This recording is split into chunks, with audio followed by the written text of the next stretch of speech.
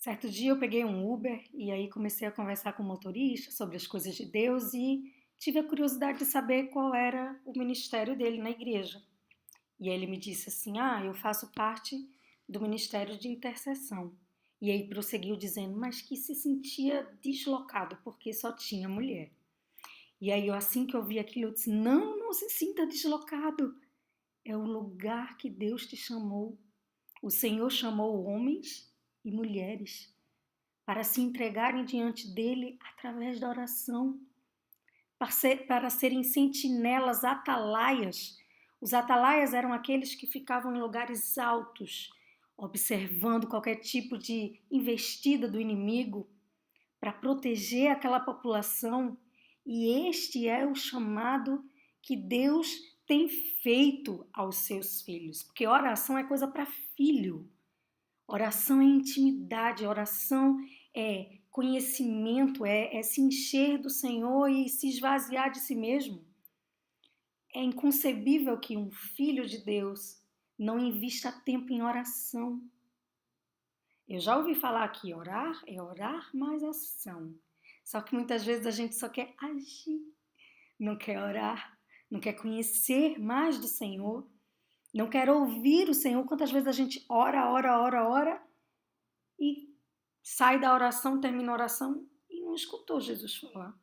Não escutou Deus falar, o Espírito Santo falar.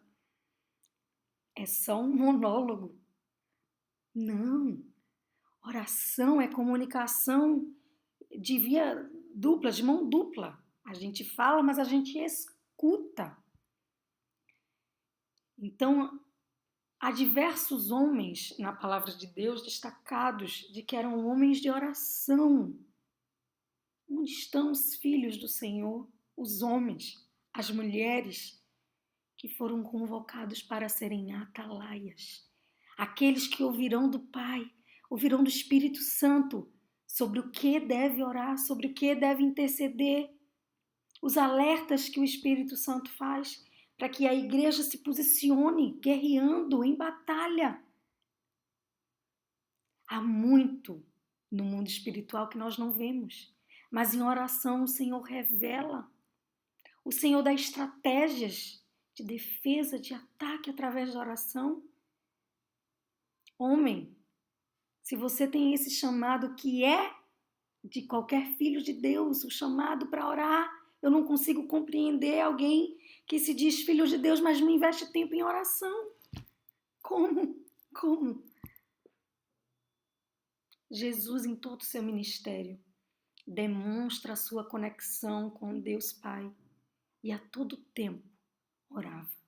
Orava para as decisões importantes, estava sensível ao Espírito Santo para onde deveria ir, o que fazer. E nós queremos ser iguais a Jesus, mas não oramos.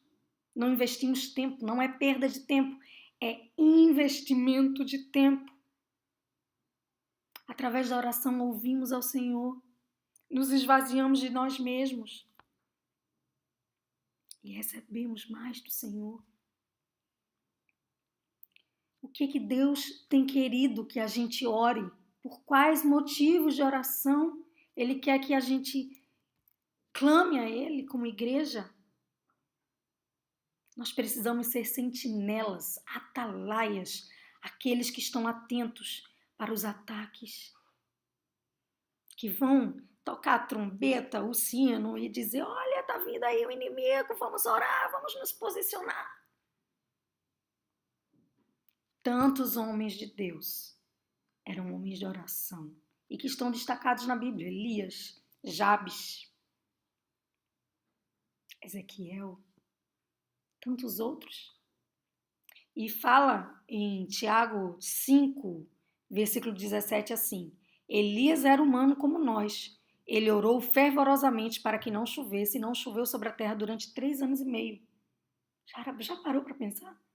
Um homem, um ser humano como eu e você, ora a Deus e diz para parar de chover e não chove por 3 anos e meio. Por que esse homem tinha essa oração tão poderosa? Querida, certamente Ele sabia que era aquilo que o Senhor queria que ele orasse, porque o poder está naquele que ouve as nossas orações. Nós temos dois intercessores, o Espírito Santo, que geme com gemidos inexprimíveis enquanto oramos a Deus. É Ele quem nos ensina a orar. E Jesus Cristo é o nosso intercessor.